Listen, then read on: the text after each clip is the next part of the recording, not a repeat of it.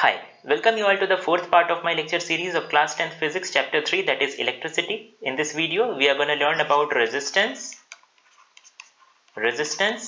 and resistivity. We will also try to differentiate these two terms. अक्सर हमें confusion होता है कि रेजिस्टेंस और रेजिस्टिविटी में क्या अंतर है, तो हम सबसे पहले रेजिस्टेंस और रेजिस्टिविटी के बारे में समझेंगे, उसके बाद हम इजीली इन दोनों में अंतर कर पाएंगे. So this is Anand, you are watching 23.5 degrees. Let's start.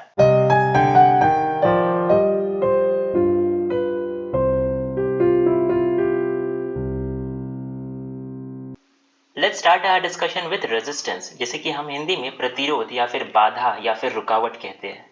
हमारा क्या मतलब होता है जब हम किसी कंडक्टर के रेजिस्टेंस की बात कर रहे होते हैं? एक्चुअल में हम ये जानते हैं कि अगर हम इलेक्ट्रिक कंडक्टर्स की बात करें, इलेक्ट्रिसिटी के कंडक्टर्स की बात करें, तो हम वैसे मटेरियल्स की बात कर रहे होते हैं जिनसे कि चार्जेस बहुत ही आसानी से फ्लो कर पाए. क्योंकि क्लास 10th में हमें सिर्फ सॉलिड कंडक्टर्स के बारे में पढ़ना है और सॉलिड कंडक्टर्स के केस में चार्जेस इलेक्ट्रॉन्स के रूप में फ्लो करते हैं. सॉलिड कंडक्टर्स का एग्जाम्पल है मेटल्स, इसके अलावा graphite which is a non metal is also an example of solid conductor. कुछ अलॉयज होते हैं जो कि सॉलिड कंडक्टर्स का एग्जाम्पल है. कोई मटेरियल इलेक्ट्रॉन्स के फ्लो में जितना अधिक बाधा उत्पन्न करेगा, इलेक्ट्रॉन्स के फ्लो में जितना अधिक रेजिस्टेंस ऑफर करेगा, वो मटेरियल उतना ही खराब कंडक्टर होगा. और कोई मटेरियल इलेक्ट्रॉन्स के फ्लो को जितनी आसानी से होने देगा, वो मटेरियल उतना ही अच्छा कंडक्टर होगा. कंडक्टर यानी खुद से होकर के पास होने देना. अगर कोई मटेरियल इलेक्ट्रॉन्स को बिल्कुल आराम से पास होने दे रहा है, बिना कोई प्रतिरोध, बिना कोई रेजिस्टेंस, बिना कोई बाधा ऑफर किए, तो वो एक अच्छा कंडक्टर है. अगर वो ऐसा नहीं कर रहा है तो वो एक खराब कंडक्टर है. Let's talk about copper, which is a very good conductor of electricity, and being a good conductor of electricity, it has a huge number of free electrons available. Free electrons ऐसे electron होते हैं जिन पे nucleus की पकड़ बहुत ही week होती है, यानी न्यूक्लियस का जो होल्ड है इन इलेक्ट्रॉन्स पे बहुत ही वीक होता है, और इस रीजन से ये इलेक्ट्रॉन बहुत ही आराम से इधर उधर मूव कर सकते हैं अपने एटम को छोड़ करके. कॉपर के केस में हम इस बात को समझ लेते हैं, क्योंकि हम कॉपर के बारे में ही डिस्कशन कर रहे हैं, कॉपर का ही एग्जाम्पल हमने लिया है. तो हम जानते हैं कि कॉपर में जो एटॉमिक नंबर होता है दैट इज 29. अगर हम इलेक्ट्रॉन के डिस्ट्रीब्यूशन को देखें तो फर्स्ट ऑर्बिट में 2, सेकेंड ऑर्बिट में 8, थर्ड ऑर्बिट में 18 एंड फोर्थ ऑर्बिट में 1. हम एक कॉपर न्यूक्लियस है, इसके चारों ओर ये फर्स्ट ऑर्बिट जिसमें कि 2 इलेक्ट्रॉन है, इसके बाद ये सेकेंड ऑर्बिट जिसमें कि 1 2 3 4 5 6 7 8, इसके बाद थर्ड ऑर्बिट आएगा जिसमें कि 18 इलेक्ट्रॉन्स होंगे, 1 2 3 4 5 6 7 8 9 10 11 12 13 14 15 16 17 18, और फाइनली हमारा फोर्थ ऑर्बिट आएगा जिसमें कि एक सिंगल इलेक्ट्रॉन होगा. ये इलेक्ट्रॉन क्योंकि फोर्थ ऑर्बिट न्यूक्लियस से बहुत दूर है, इसलिए इस इलेक्ट्रॉन पे न्यूक्लियस की पकड़ बहुत ही वीक होगी, और ये जो इलेक्ट्रॉन है ये बहुत ही आराम से न्यूक्लियस को छोड़ करके बाहर निकल सकता है, और इसलिए हम इस इलेक्ट्रॉन को क्या कहेंगे? Free electron. ये अपने न्यूक्लियस को छोड़ करके बाहर निकलकर इधर उधर घूम सकता है. ठीक है. जैसे ही कॉपर एटम इस इलेक्ट्रॉन को छोड़ देगा तो कॉपर एटम क्या हो जाएगा? Cu+ आयन में कन्वर्ट हो जाएगा, यानी अब इसमें नेट पॉजिटिव चार्ज होगा. हम जानते हैं एक एटम ओवरऑल न्यूट्रल होता है, यानी उस पर ना ही कोई पॉजिटिव चार्ज होता है ना ही निगेटिव चार्ज होता है, फॉर द ऑब्वियस रीजन कि एक एटम में number of electron is equals to number of proton होता है. जितना पॉजिटिव चार्ज प्रोटॉन में होता है उतना ही निगेटिव चार्ज इलेक्ट्रॉन में होता है. इसलिए क्योंकि number of electron is equals to number of proton, तो एक एटम इलेक्ट्रिकली न्यूट्रल होता है. जैसे ही एटम एक इलेक्ट्रॉन को छोड़ देगा तो उस पर प्रोटॉन इलेक्ट्रॉन से एक अधिक अवेलेबल है, यानी कि अब उस एटम पर नेट पॉजिटिव चार्ज आ जाता है. ठीक है. तो यहाँ पे हम मान लेते हैं ढेर सारे कैट आयंस है. यहाँ पे क्या है? ये सभी Cu+ आयंस है. ये सभी वो एटम्स है जिन्होंने एक एक इलेक्ट्रॉन को छोड़ दिया है, यानी इनसे एक एक इलेक्ट्रॉन निकल करके इधर उधर घूम रहे हैं. ये इलेक्ट्रॉन कहीं भी हो सकते हैं. ठीक है. अब क्योंकि हम इलेक्ट्रिक करंट की बात कर रहे हैं तो हम मानेंगे कि हमने इस सैंपल को, कॉपर के सैंपल को एक सेल से कनेक्ट किया हुआ है. ठीक है. सेल से कनेक्ट किया हुआ है, और ये electrons of course from the negative to positive कुछ इस तरीके से मूव करेंगे. राइट. तो जब ये इलेक्ट्रॉन लेफ्ट से राइट मूव करेंगे, यानी इस डायरेक्शन में, from negative terminal of the cell to positive terminal of the cell, यानी कि इलेक्ट्रॉन का मूवमेंट जब इस डायरेक्शन में होगा, जब ये इलेक्ट्रॉन्स कुछ इस तरीके से मूव कर रहे होंगे तो रास्ते में ढेर सारे कॉलिजन्स होंगे। किन से? आयन से, ठीक है, दूसरे एटम से, दूसरे आयन से, इवन दूसरे इलेक्ट्रॉन से, इनका रास्ते में कॉलिजन होता रहेगा। ये सभी आयन्स हैं जिनसे इन इलेक्ट्रॉन्स का लगातार कॉलिजन्स होता रहेगा। इवन दूसरे इलेक्ट्रॉन से इन इलेक्ट्रॉन्स का लगातार कॉलिजन होता रहेगा, दूसरे एटम से लगातार कॉलिजन होता रहेगा, और इन कॉलिजन्स के कारण एक ऑब्स्ट्रक्शन क्रिएट होगा इनके रास्ते में, एक अपोजिशन क्रिएट होगा इनके रास्ते में, एक रुकावट क्रिएट होगा इनके रास्ते में, और इसी रुकावट को, इसी ऑब्स्ट्रक्शन को, इसी अपोजिशन को हम क्या कहते हैं? हम रेजिस्टेंस कहते हैं। ठीक है। अब जिस तरीके से हम मास को मेजर करते हैं किलोग्राम में, हम प्रेशर को मेजर करते हैं पास्कल्स में, हम टाइम को मेजर करते हैं सेकेंड्स में, ये सभी क्या है? एसआई यूनिट्स है। सिमिलरली हम रेजिस्टेंस को ओम में मेजर करते हैं, और ओम का सिंबल कुछ ये है, यानी कि मान लो हम रेजिस्टेंस को 10 ओम, 20 ओम, 35 ओम, कुछ इस तरीके से जब हम न्यूमेरिकल प्रॉब्लम सॉल्व करेंगे तो हम रेजिस्टेंस को देखेंगे कि हम ओम में मेजर कर रहे हैं। The resistance of a conductor is numerically R is equals to V upon I. This is nothing but the Ohm's law. Ohm's law पर मैं एक सेपरेट वीडियो बनाऊंगा, फिलहाल ये जानो कि ये एक फॉर्मूला है, R is equals to V upon I। यानी कि अगर इलेक्ट्रॉन्स इस रास्ते से फ्लो कर रहे हैं, ठीक है, ऑफ कोर्स क्योंकि मैंने कुछ इस तरीके से एक सेल से कनेक्ट किया हुआ है इस मेटालिक पीस को, तो इलेक्ट्रॉन्स जो होंगे वो इस रास्ते में फ्लो कर रहे होंगे। मैंने रास्ते में पड़ने वाले आयंस वगैरह नहीं शो किए, तुम्हें समझना है कि रास्ते में ढेर सारे आयंस है जिनसे कि इन इलेक्ट्रॉन्स का कॉलिजन होगा, और इन इलेक्ट्रॉन्स का आपस में भी कॉलिजन होगा, और इन कॉलिजन्स के कारण ऑब्स्ट्रक्शन क्रिएट होगा, अपोजिशन क्रिएट होगा इनके फ्लो में, और इसी अपोजिशन को हम रेजिस्टेंस कहते हैं। ठीक है। अब इस रेजिस्टेंस को निकालने के लिए हमारे पास एक सिंपल सा फॉर्मूला है, R is equals to V upon I, जो कि ओम्स लॉ है, और ओम्स लॉ पर हम एक सेपरेट वीडियो में डिटेल डिस्कशन करने वाले हैं। ठीक है। तो अगर हमें इस मटेरियल का, इस कॉपर मटेरियल का रेजिस्टेंस निकालना है, तो हम देखेंगे कि करंट की वैल्यू क्या है। ठीक है। अगर I करंट फ्लो कर रहा है और हम एक पोटेंशियल डिफरेंस V अप्लाई कर रहे हैं यूजिंग दिस सेल, तो फिर जो रेजिस्टेंस ये मटेरियल ऑफर करेगा उसकी वैल्यू हम इजीली निकाल सकते हैं, R is equals to V upon I, that is जो पोटेंशियल डिफरेंस है जो हमने अप्लाई किया है अपॉन जो करंट की वैल्यू है वो।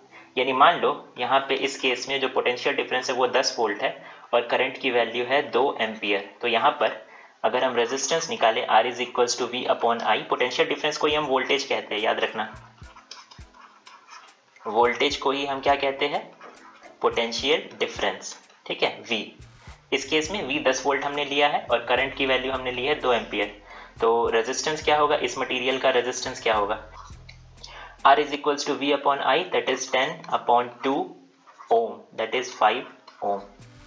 We can easily define 1 ohm using this formula. 1 ohm की definition क्या होगी? देखो हम ये जानते हैं R is equals to V upon I होता है, ठीक है, तो 1 ohm को हम बहुत ही easily define कर सकते हैं कुछ इस तरीके से।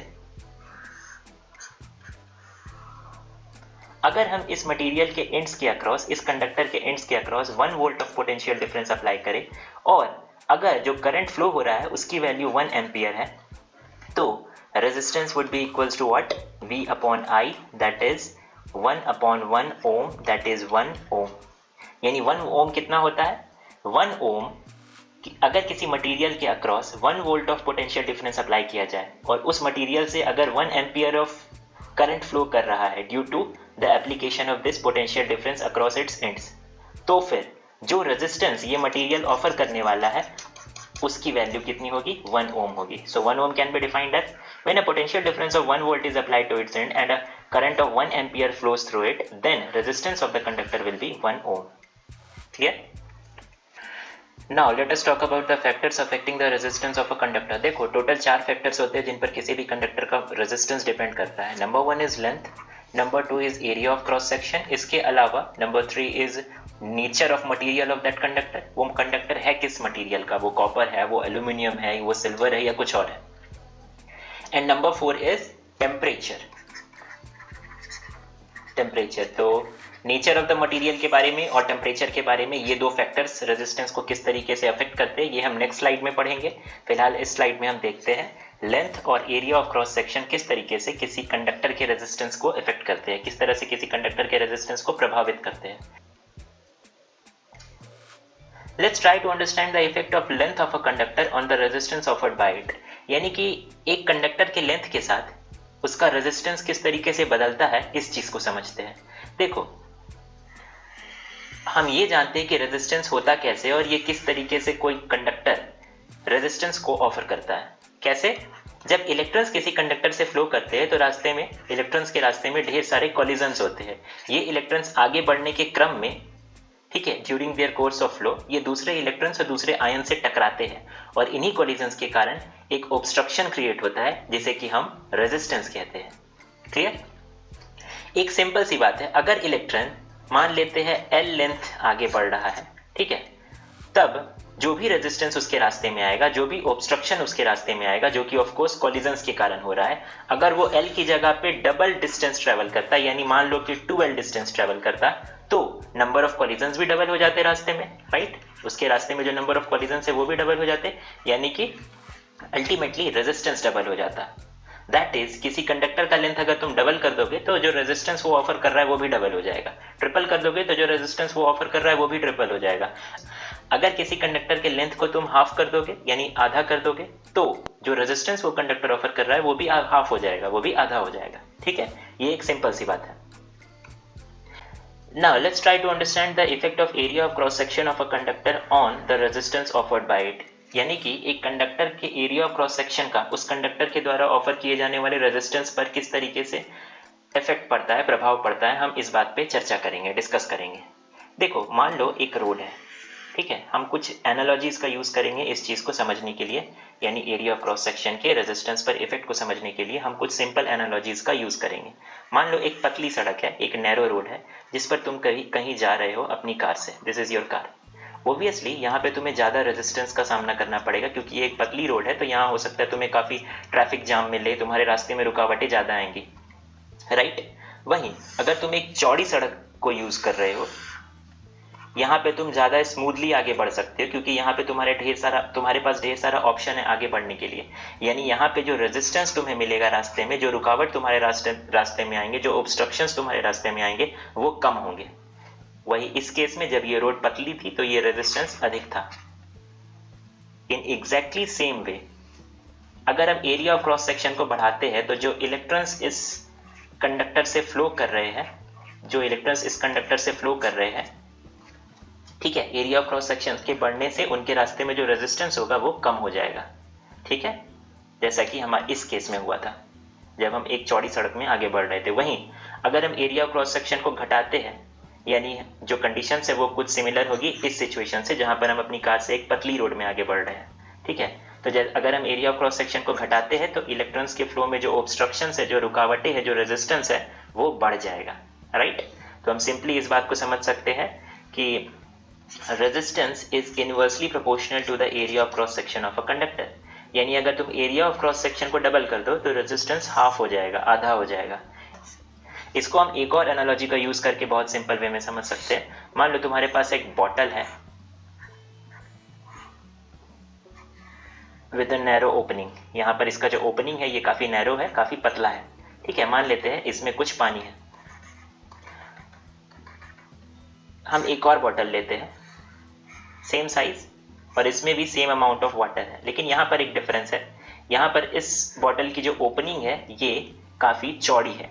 ठीक है, पानी इसमें भी सेम अमाउंट है और ये बॉटल भी सेम साइज की है। अब तुम बताओ, अगर हम दोनों को उलट देंगे तो फिर कौन सा बॉटल जल्दी खाली होगा? ऑब्वियसली हमारा सेकंड बॉटल जल्दी खाली होगा और हमारा फर्स्ट बॉटल लेट से खाली होगा। यानी कि जो पानी का फ्लो हो रहा है, पानी के फ्लो में जो रेजिस्टेंस है वो सेकंड बॉटल के केस में काफी कम होगा, इसलिए पानी जल्दी फ्लो कर जाएगा। और पानी के फ्लो में जो रेजिस्टेंस है वो फर्स्ट बॉटल के केस में काफी अधिक होगा, इसलिए पानी यहाँ पर लेट से फ्लो करेगा। यहाँ पर भी देखो, जब तुमने एरिया बढ़ा दिया, जो एरिया ऑफ क्रॉस सेक्शन है इस फ्लो का, उसको बढ़ा दिया, यहाँ पे एरिया ऑफ क्रॉस सेक्शन अधिक है तो रेजिस्टेंस कम हो गया, राइट? यहाँ पे जब एरिया ऑफ क्रॉस सेक्शन कम था, फ्लो के रास्ते में जो एरिया ऑफ क्रॉस सेक्शन है ये जब कम था, तब फिर जो तुम्हारा रेजिस्टेंस है वो भी अधिक था, इसलिए ये बॉटल लेट से खाली हुआ और ये बॉटल जल्दी खाली हो गया, हमारा सेकेंड बॉटल जल्दी खाली हो गया क्योंकि यहाँ पे एरिया अधिक है और एरिया अधिक होने के कारण वाटर के फ्लो में के दौरान रास्ते में वाटर को जो भी रेजिस्टेंस फेस करना पड़ रहा है वो काफी कम है। ठीक है, now let us talk about the third factor that affects the resistance of a conductor. ये है रेजिस्टिविटी। ये जो तीसरा फैक्टर है ये रेजिस्टिविटी है, जैसे कि हम हिंदी में प्रतिरोधकता भी कहते हैं। Resistivity of a substance depends only on it's nature, यानी किसी सब्सटेंस का नेचर क्या है, वो किस मटेरियल का बना है, सिर्फ उस पर ही उस सब्सटेंस की रेजिस्टिविटी डिपेंड करती है, ना कि उस सब्सटेंस की ज्योमेट्री पर, जैसे उसका लेंथ कितना है, उसका एरिया ऑफ क्रॉस सेक्शन कितना, इन चीजों पर रेजिस्टिविटी डिपेंड नहीं करती, सिर्फ किसी सब्सटेंस के नेचर पे करती है। फॉर एग्जाम्पल, कॉपर की रेजिस्टिविटी है 1.68 into 10 raise to the power -8। Of course यहाँ पे जो यूनिट होता है ये होता है ओम मीटर। रेजिस्टिविटी का यूनिट ओम मीटर होता है, वो हम आगे देखेंगे कैसे। सिल्वर की जो रेजिस्टिविटी है वो होती है 1.59 into 10 raise to the power -8 ohm metre. Similarly अलग अलग मटेरियल का जो रेजिस्टिविटी का वैल्यू होता है वो अलग अलग होता है। ठीक है, अब रेजिस्टिविटी किसी मटेरियल की इंटरिंसिक प्रॉपर्टी होती है, यानी अलग अलग मटेरियल्स के लिए रेजिस्टिविटी का वैल्यू अलग अलग होगा और किसी गिवन मटेरियल के लिए रेजिस्टिविटी हमेशा कांस्टेंट होती है। हाँ, ये टेम्परेचर पे भी डिपेंड करती है, वो हम आगे देखेंगे कि किस तरीके से टेम्परेचर इफेक्ट करता है किसी मटेरियल की रेजिस्टिविटी को। फिलहाल हम रेजिस्टिविटी को डिफाइन करना चाहते हैं, तो देखते हैं कि हम किस तरीके से किसी मटेरियल की रेजिस्टिविटी को यानी रो को डिफाइन कर सकते हैं। पहले हमने ये देखा कि resistance is directly proportional to L होता है। किसी मटेरियल का जो रेजिस्टेंस है वो उसके लेंथ के डायरेक्टली प्रोपोर्शनल होता है और किसी मटेरियल का रेजिस्टेंस उसके एरिया ऑफ क्रॉस सेक्शन के इनवर्सली प्रोपोर्शनल होता है। अगर हम इन दोनों एक्सप्रेशंस को मिला दे तो हम लिख सकते हैं R is proportional to L upon A। अब हम जानते हैं मैथमेटिक्स में अगर हमें प्रोपोर्शनैलिटी के साइन को इक्वालिटी से रिप्लेस करना है तो हमें एक कांस्टेंट को ऐड करना पड़ेगा। ठीक है, तो हम इसे लिख सकते हैं R is equals to rho L upon A। ये जो कांस्टेंट आया इस इक्वेशन में, this constant is nothing but the resistivity of the given material, R is equals to rho L upon A, जो कि यहाँ पर भी आप देख सकते हो। अब हम देखते हैं कि हम किस तरीके से रेजिस्टिविटी को डिफाइन कर सकते हैं और रेजिस्टिविटी को रेजिस्टेंस से अलग कर सकते हैं। देखो, अगर तुम्हें रेजिस्टिविटी को रेजिस्टेंस से अलग करना है तो तुम्हें एक सिंपल सी एनालॉजी को यूज करना होगा। तुम कर सकते हो इस चीज को बहुत ही इजीली समझने के लिए। वो ये कि अगर तुम्हारे पास इतना बड़ा कॉपर पीस है या किसी भी सब्सटेंस का पीस है और मान लो इसका मास 1 kg है, तो ऑब्वियसली अगर तुम्हारे पास ज़्यादा बड़ा सैंपल है उस सब्सटेंस का तो इसका मास कुछ अधिक होगा, मान लेते हैं 5 kg होगा। तुम्हारे पास और बड़ा सैंपल है तो इसका मास और अधिक होगा, मान लेते हैं 20 kg होगा, राइट। यानी जैसे जैसे तुम्हारे पास जो सैंपल है किसी मटीरियल का वो उसका साइज बढ़ते जा रहा है तो मास भी बढ़ता जाएगा। लेकिन मान लेते हैं कि ये भी कॉपर है, ये भी कॉपर है और ये भी कॉपर है। साइज जैसे जैसे चेंज हो रहा है मास भी चेंज हो रहा है, साइज बढ़ रहा है तो मास भी बढ़ रहा है। लेकिन डेंसिटी ऑफ कॉपर की बात करें तो डेंसिटी को हम डिफाइन करते हैं कि mass of a substance per unit volume, right. किसी सब्सटेंस का 1 मीटर क्यूब का जो मास है उसे हम डेंसिटी कहते हैं और ये चेंज नहीं होगा। ठीक है, यहाँ पर भी कॉपर की डेंसिटी वही होगी जो यहाँ होगी और यहाँ पर भी जो डेंसिटी है वो सेम होगी, क्योंकि डेंसिटी साइज के साथ चेंज नहीं हो सकती। वो इसलिए क्योंकि डेंसिटी को हम डिफाइन ही इस तरीके से करते हैं कि ये साइज के साथ चेंज ना हो। Density is also mass, density is also mass, but mass of 1 metre cube volume of a substance. यहाँ पे हम साइज को स्पेसिफाई कर दे रहे हैं। तो डेंसिटी एक गिवन मटेरियल की हमेशा कांस्टेंट होगी। एग्जैक्टली सेम रिलेशन है हमारा रेजिस्टेंस और रेजिस्टिविटी का भी। अगर तुम इस इक्वेशन को देखो तो अगर तुम लेंथ को 1 मीटर कर दो और एरिया को भी 1 मीटर स्क्वायर कर दो तो तुम देखो R इज इक्वल्स टू रो हो जाता है। यानी रेजिस्टेंस जो है ये तुम्हारा रेजिस्टेंस है, ये तुम्हारा रेजिस्टेंस है और ये जो है ये रेजिस्टिविटी है। रेजिस्टिविटी रेजिस्टेंस के इक्वल हो गया। कब हुआ? जब हमने किसी सब्सटेंस के लेंथ को 1 मीटर कर दिया और एरिया को 1 मीटर स्क्वायर कर दिया। तो हम रेजिस्टिविटी को किस तरीके से डिफाइन कर सकते हैं? इसका डेफिनेशन क्या हो सकता है? Resistivity of a material is simply the resistance offered by it when the length of that material is 1 metre and its area of cross section is 1 metre square. That is simple. यानी जिस तरीके से एक given material का density कभी change नहीं होता, ठीक है, उसी तरीके से रेजिस्टिविटी भी चेंज नहीं होगा, क्योंकि यहां पर हमने साइज को स्पेसिफाई कर दिया है। रेजिस्टिविटी भी रेजिस्टेंस ही है, लेकिन यूनिट लेंथ और unit area of cross section का जो रेजिस्टेंस होगा उसे हम रेजिस्टिविटी कहेंगे। यानी साइज को अगर तुम चेंज करो तो रेजिस्टेंस तो चेंज होगा, लेकिन रेजिस्टिविटी चेंज नहीं होगा। जिस तरह साइज को बढ़ाने से डेंसिटी चेंज नहीं हुआ था, मास तो चेंज हो रहा था। ठीक है, I hope you understood. Now अगर हम रेजिस्टिविटी के यूनिट को जानना चाहे तो इस इक्वेशन को हम लिख सकते हैं rho is equals to R A upon L. अब रेजिस्टेंस का ऐसा यूनिट ओम, एरिया का ऐसा unit metre square and length का ऐसा यूनिट मीटर। मीटर और 1 मीटर कैंसल आउट होगा, दैट इज रेजिस्टिविटी का जो ऐसा यूनिट होगा वो होगा ओम मीटर। ठीक है, सो हमने जाना कि रेजिस्टिविटी किसी सब्सटेंस का उसके नेचर पे डिपेंड करता है, ना कि उस सब्सटेंस की ज्योमेट्री पे, यानी कि उसके साइज पे, उस पर डिपेंड नहीं करता है। सिर्फ किसी सब्सटेंस के नेचर पे डिपेंड करता है। क्या? रेजिस्टिविटी, यानी प्रतिरोधकता। यानी एक गिवन सब्सटेंस के लिए रेजिस्टिविटी का वैल्यू सेम रहेगा। वैसे टेम्परेचर के साथ भी रेजिस्टिविटी का वैल्यू ऊपर नीचे होता है, वो हम आगे देखेंगे। ठीक है, किस तरीके से इफेक्ट होता है। अलग अलग मटेरियल के रेजिस्टिविटी का वैल्यू तुम यहां देख सकते हो। रेजिस्टिविटी जितना कम होगा वो मटेरियल उतना ही अच्छा कंडक्टर होगा, और रेजिस्टिविटी जितना अधिक होगा, रेजिस्टिविटी की वैल्यू जितना अधिक होगी, वो मटेरियल उतना ही खराब कंडक्टर होगा। हम यहाँ देख सकते हैं, अगर हम कंडक्टर्स की बात करें तो कंडक्टर्स का जो रेजिस्टिविटी का वैल्यू है वो काफी कम होता है, लेकिन अगर हम इंसुलेटर्स की बात करें तो यहाँ पे तुम रेजिस्टिविटी की वैल्यू को देखो तो ये काफी हाई है। यानी कि रेजिस्टिविटी की वैल्यू जितना जैसे जैसे बढ़ती है, किसी मटेरियल का जो कंडक्टिविटी है वो वैसे वैसे कम होता है। इनफैक्ट रेजिस्टिविटी जो होता है that is reciprocal of conductivity. किसी मटेरियल के रेजिस्टिविटी की वैल्यू जितनी अधिक होगी वो मटेरियल उतना ही क्या होगा? खराब कंडक्टर होगा। और किसी मटेरियल के रेजिस्टिविटी की वैल्यू जितनी कम होगी वो मटेरियल उतना ही क्या होगा? अच्छा कंडक्टर होगा। तो रेजिस्टिविटी का वैल्यू जितना कम वो मटेरियल उतना अच्छा कंडक्टर, और अगर रेजिस्टिविटी का वैल्यू बहुत हाई हो गया तो वो मटेरियल इंसुलेटर, यानी वो इतना खराब कंडक्टर है कि उसे हम इंसुलेटर की कैटेगरी में डाल सकते हैं, यानी उससे इलेक्ट्रिसिटी पास ही नहीं कर पाएगी। राइट? यहां पर कुछ टर्म्स है जिनके बारे में जान लेना काफी जरूरी है। अब तक हमने रेजिस्टेंस के बारे में जाना, हमने रेजिस्टिविटी के बारे में जाना, हमने ये भी देखा कि conductivity is equals to 1 upon resistivity.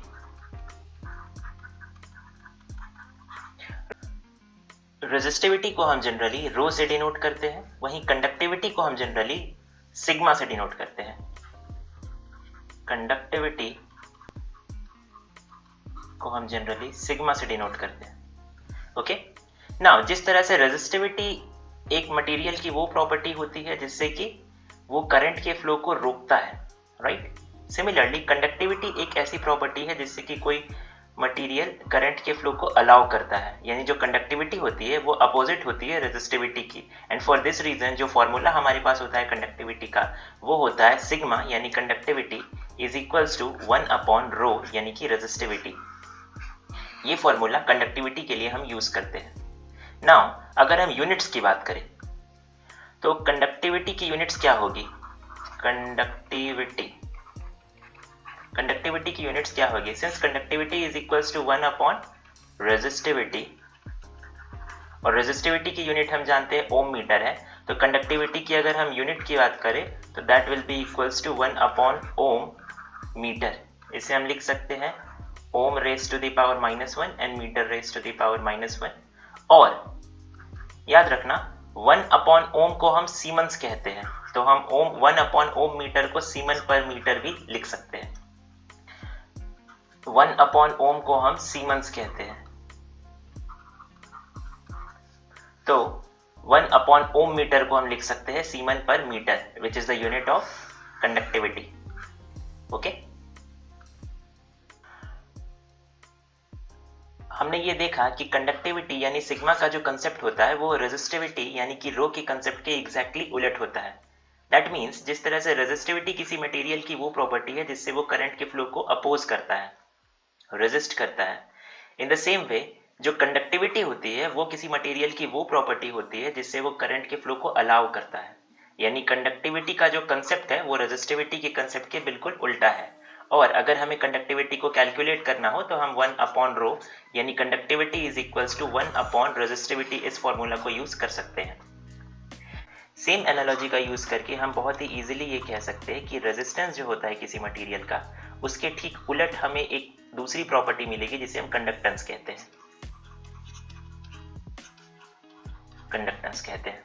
Clear ना? अगर हम यूनिट की बात करें तो सिंस रेजिस्टेंस, देखो रेजिस्टेंस इज इक्वल्स टू 1/कंडक्टेंस। कंडक्टेंस को हम नॉर्मली जी से डिनोट करते हैं, ठीक है? तो रेजिस्टेंस इज इक्वल्स टू 1/कंडक्टेंस होता है। तो यहाँ से हम यूनिट बहुत ही इजीली कैलकुलेट कर सकते हैं किसकी? कंडक्टेंस की। तो इस फॉर्मूला को यूज करके हम लिख सकते हैं कंडक्टेंस इज इक्वल्स टू 1/रेजिस्टेंस। ठीक है? रेजिस्टेंस की यूनिट हमारे पास है क्या? ओम। तो कंडक्टेंस की यूनिट हमारे पास यानी जी की यूनिट क्या हो जाएगी? Unit of G would be unit of G. हमें जानना है कि कंडक्टेंस का जो ऐसा यूनिट है वो क्या होगा। तो जी इज इक्वल्स टू क्या होता है? 1/r। तो ऐसा यूनिट की बात करें तो 1/ओम, दिस इज द ऐसा यूनिट ऑफ कंडक्टेंस। अब 1/ओम को हम क्या लिख सकते हैं? सीमेंस। हम कुछ भी कह सकते हैं, जो कंडक्टेंस की ऐसा यूनिट होती है वो 1/ओम होती है, या हम कह सकते हैं कंडक्टेंस की ऐसा unit ohm raise to the power -1 होती है, या हम कह सकते हैं कंडक्टेंस की जो ऐसा यूनिट होती है वह सीमेंस होती है। क्लियर? तो हमने देखा कि किसी मटेरियल की कंडक्टिविटी यानी कि सिग्मा इज इक्वल्स टू 1/रेजिस्टिविटी ऑफ दैट मटेरियल। हमने ये भी देखा कि किसी मटेरियल का कंडक्टेंस इज इक्वल्स टू 1/रेजिस्टेंस ऑफ दैट मटेरियल। यानी अब हम बहुत ही इजीली किसी मटेरियल के कंडक्टेंस को या फिर किसी मटेरियल के कंडक्टिविटी को कैलकुलेट कर सकते हैं। कैसे? मान लेते हैं कि किसी मटेरियल का जो रेजिस्टेंस है, जो रेजिस्टेंस वो मटेरियल ऑफर कर रहा है, दैट इज इक्वल्स टू 2 ओम। तो फिर उसके कंडक्टेंस की वैल्यू क्या होगी? G would be equals to 1/2 ohm raised to the power -1, which is the unit, the SI unit of conductance. That would be equals to 0.5 ohm raised to the power -1. इसे हम लिख सकते हैं 0.5 siemens और simply 0.5 S। ठीक है? S stands for siemens. Okay, 0.5 siemens. क्योंकि याद रखना 1/ओम को ही हम क्या कहते हैं? सीमेंस कहते हैं। 1/ओम लिखो या सीमेंस लिखो, बात एक ही है। अब हम किसी मटेरियल की कंडक्टिविटी को भी कैलकुलेट करके देख लेते हैं एक एग्जांपल के द्वारा। हम एग्जांपल लेते हैं सिल्वर का। चलो सिल्वर का एग्जांपल लेते हैं। हम जानते हैं कि conductivity sigma is equals to 1/रेजिस्टिविटी, दैट मीन्स 1/ρ।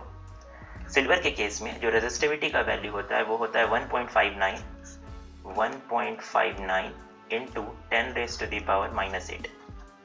हमने पहले देखा कि जो कंडक्टिविटी का ऐसा यूनिट होता है वो होता है सीमेंस पर मीटर, राइट?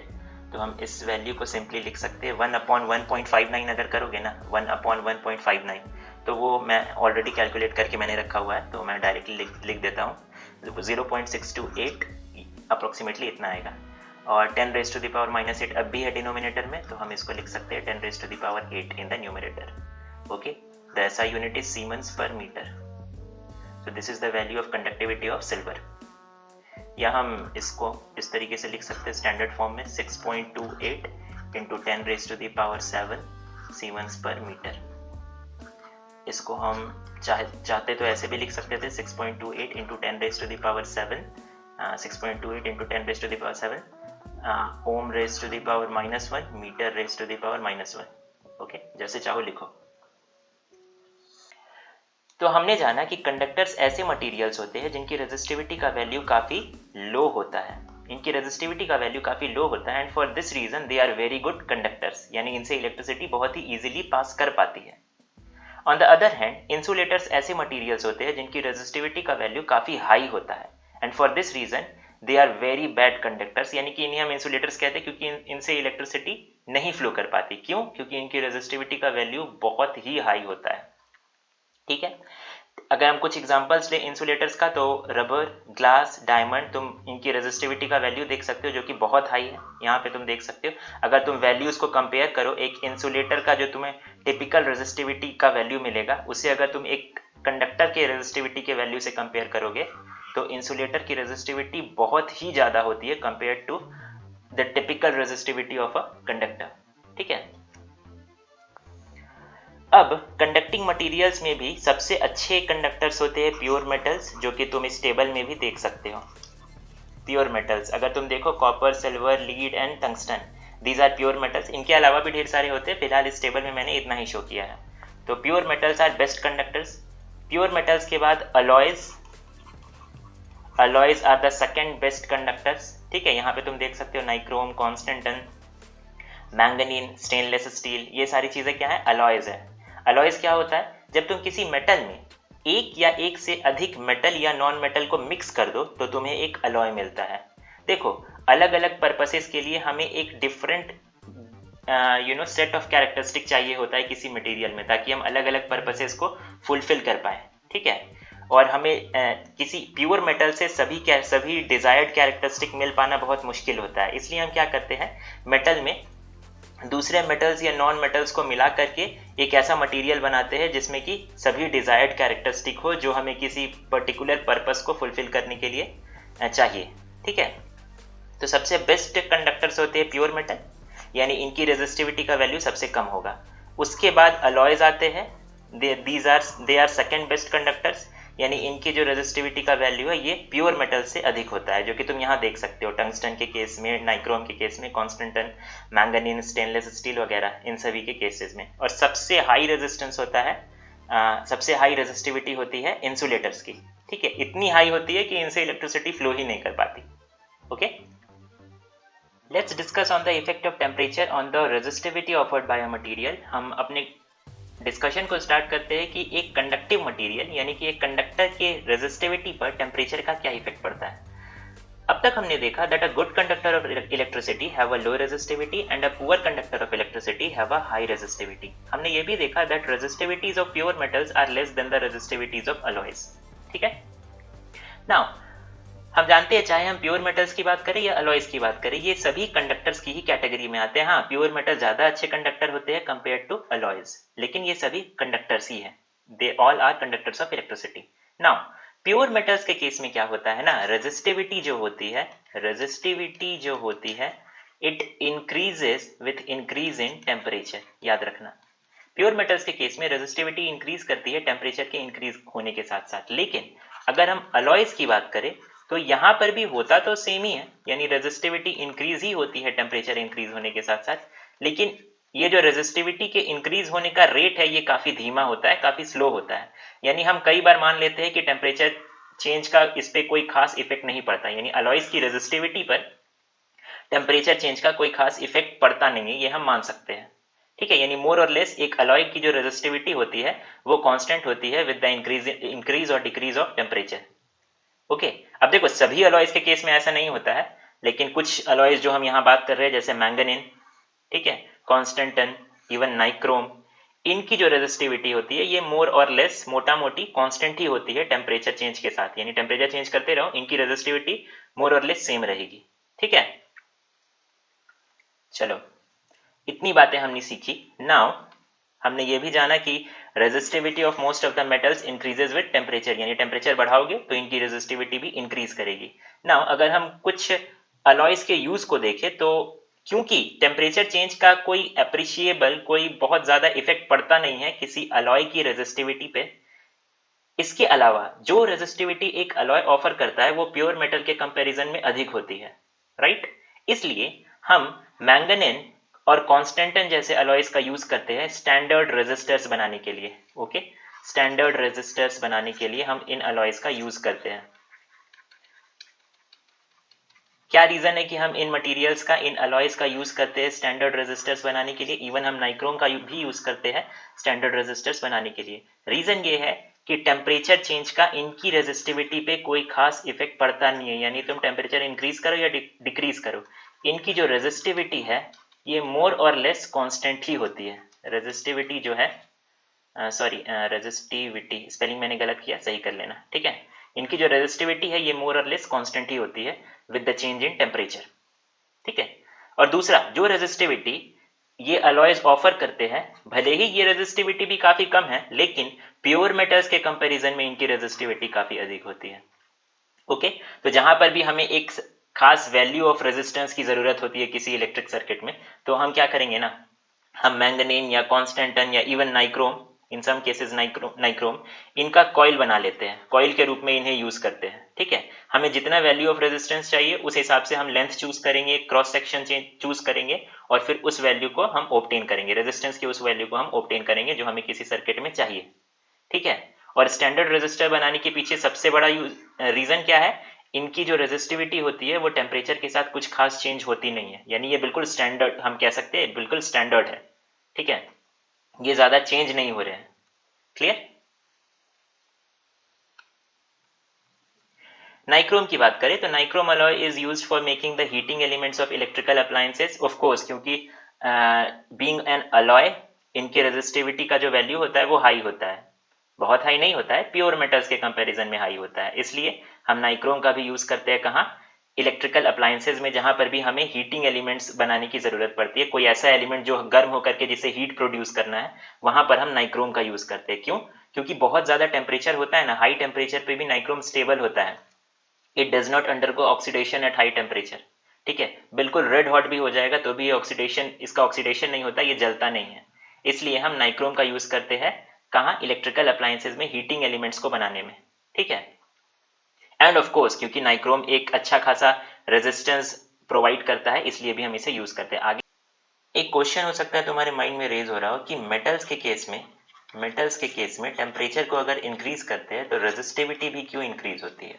इसके पीछे एक सिंपल रीजन है, हम जानते हैं कि जब इलेक्ट्रॉन्स किसी मटेरियल से, किसी कंडक्टर से फ्लो करते हैं तो वो रास्ते में ढेर सारे आयंस और दूसरे एटम्स से कोलाइड करते हैं, और साथ ही वो दूसरे इलेक्ट्रॉन से भी कोलाइड करते हैं, ठीक है। जब तुम किसी एक सेकेंड जब तुम किसी मटेरियल के टेम्परेचर को इंक्रीज कर दो, यानी इसे मान लो तुम हीट कर रहे हो, ठीक है, इस मटेरियल को तुम हीट कर रहे हो, तो होता क्या है कि ये आयंस जो होते हैं ये बहुत ही तेजी से वाइब्रेट होने लगते हैं, बहुत ही तेजी से वाइब्रेट होना शुरू कर देते हैं ये, ठीक है। और इतनी तेजी से वाइब्रेशन होने के कारण जो इलेक्ट्रॉन्स यहाँ से फ्लो कर रहे होते हैं, जो भी इलेक्ट्रॉन्स फ्लो कर रहे हैं, ओके, हम जानते हैं एक huge number of electrons flow करते हैं इन आयन से और दूसरे एटम से, क्योंकि टेम्परेचर इंक्रीज करने के साथ ही इन आयंस का जो वाइब्रेशन होता है ये बहुत ज़्यादा तेज हो जाता है, इसलिए नंबर ऑफ कॉलिजन्स बढ़ जाते हैं, इलेक्ट्रॉन्स और ज़्यादा टकराते हैं इन आयंस से। फॉर दिस रीज़न जो ओवरऑल रेजिस्टिविटी होती है वो बढ़ जाती है, ठीक है, इन्हीं कॉलिजन्स के कारण उस मटेरियल की जो ओवरऑल रेजिस्टिविटी है वो बढ़ जाती है। एंड ऑफ कोर्स अगर रेजिस्टिविटी बढ़ेगी तो रेजिस्टेंस भी ओवरऑल बढ़ जाता है, ठीक है। एक और चीज, रेजिस्टिविटी यानी रो को हम स्पेसिफिक रेजिस्टेंस भी कहते हैं, स्पेसिफिक रेजिस्टेंस, क्योंकि जैसा कि मैंने तुम्हें बताया था कि जो रो है, जो रेजिस्टिविटी है, ये भी रेजिस्टेंस ही है, बस यहाँ पे हमने ज्योमेट्री को डिफाइन कर दिया है, यानी कि जो मटेरियल है उसका area of cross section 1 metre square है और उसका लेंथ 1 मीटर है, area of cross section is 1 metre square and length is 1 metre. अगर इस ज्योमेट्री के किसी मटेरियल में, यानी एरिया 1 मीटर स्क्वायर होना चाहिए और लेंथ 1 मीटर होना चाहिए, अगर इस ज्योमेट्री का कोई मटेरियल आर रेजिस्टेंस ऑफर करता है तो इसी आर वैल्यू को हम क्या कहेंगे, रेजिस्टिविटी ऑफ दैट मटेरियल, ठीक है। तो क्योंकि ये भी रेजिस्टेंस ही है, बस स्पेसिफिक रेजिस्टेंस है, एक यूनिट लेंथ और unit area of cross section का जो मटेरियल है उसका रेजिस्टेंस है, इसलिए हम इसे स्पेसिफिक रेजिस्टेंस भी कहते हैं, किसे, रेजिस्टिविटी को। The resistivity of insulators like ebonite, glass and diamond is very high and does not changes appreciably with temperature. देखो इंसुलेटर्स के केस में क्या होता है ना, जैसे जैसे तुम टेम्परेचर इंक्रीज करोगे इनकी जो रेजिस्टिविटी का वैल्यू होता है वो मोर और लेस कांस्टेंट ही होता है, ठीक है, वो मोर और लेस कांस्टेंट होता है, तुम टेम्परेचर चाहे इंक्रीज करो या डिक्रीज करो, जो रेजिस्टिविटी का वैल्यू है ये इंसुलेटर्स के केस में मोर और लेस कांस्टेंट होता है। हालांकि टेम्परेचर इंक्रीज होने के साथ साथ, ये याद रखना, टेम्परेचर इंक्रीज होने के साथ साथ एक इंसुलेटर का जो रेजिस्टिविटी है वो डिक्रीज होता है, लेकिन ये इतने धीमे धीमे, इतने धीरे धीरे डिक्रीज होता है कि हम कह सकते हैं कि रेजिस्टिविटी कांस्टेंट रहता है विद चेंज इन टेम्परेचर। ठीक है। The resistivity of semiconductors like silicon and germanium is in between those of conductors. Obviously हम जानते हैं कि जो semiconductors होते हैं वो, उन्हें semiconductors हम कहते ही इसलिए क्योंकि उनकी जो resistivity का वैल्यू है वो लाई करता है in between the conductors and insulators। ठीक है। सेमीकंडक्टर्स बीच के होते हैं, ये ना ही अच्छे कंडक्टर होते हैं और ना ही अच्छे इंसुलेटर होते हैं, दे लाई समवेयर इन द मिडल। ठीक है, यानी ना ही ब्लैक है ना ही व्हाइट है, they are grey. Clear? So, the resistivity of semiconductors like silicon and germanium is in between those of conductors and insulators and decreases on increasing the temperature. Semiconductors के case में जो resistivity है वो decrease करेगा अगर हम temperature increase करेंगे and vice versa। यानी जो resistivity है वो increase करेगा अगर हम temperature decrease करेंगे। ठीक है, semiconductors के केस में ऐसा होता है। हम reason पे नहीं जाएंगे कि क्यों temperature increase होने के साथ semiconductor का जो resistivity है वो decrease होगा। ठीक है, ये सब हम रीजन पे नहीं जाएंगे क्योंकि आपको सेमीकंडक्टर्स के बारे में अभी नहीं पढ़ना। Semiconductors are proving to be of great practical importance because of their marked changes in conducting properties with temperature and impurity concentration. यानी इनकी जो कंडक्टिंग प्रॉपर्टी है ना, इनको हम बहुत ही अच्छे से कंट्रोल कर सकते हैं टेम्परेचर वेरी करके, टेम्परेचर चेंज करके या फिर कुछ इम्प्योरिटी ऐड करके। इसलिए क्योंकि हम देखो, जब तुम किसी चीज को कंट्रोल करना शुरू कर दो तो उस चीज के सैकड़ों हजारों बहुत बड़े एरिया में तुम उस चीज को अप्लाई कर सकते हो, उस चीज को ये कर सकते हो, यूज कर सकते हो। ओके, तो क्योंकि सेमीकंडक्टर की प्रॉपर्टीज को हम बहुत ही इजीली कंट्रोल कर पाते हैं कि सेमीकंडक्टर की कंडक्टिविटी क्या होगी, इस चीज को हम बहुत इजीली कंट्रोल कर पाते हैं, इसलिए सेमीकंडक्टर बहुत ही वाइड एरिया में यूज किए जाते हैं। ओके, हम इनके बारे में इन फ्यूचर हायर क्लासेस में बहुत डिटेल में पढ़ेंगे। अगर तुम्हें ज्यादा जानना है तो तुम मेरी क्लास 12 का वीडियो देख सकते हो। So this was all in this video. I really appreciate your time. Thank you.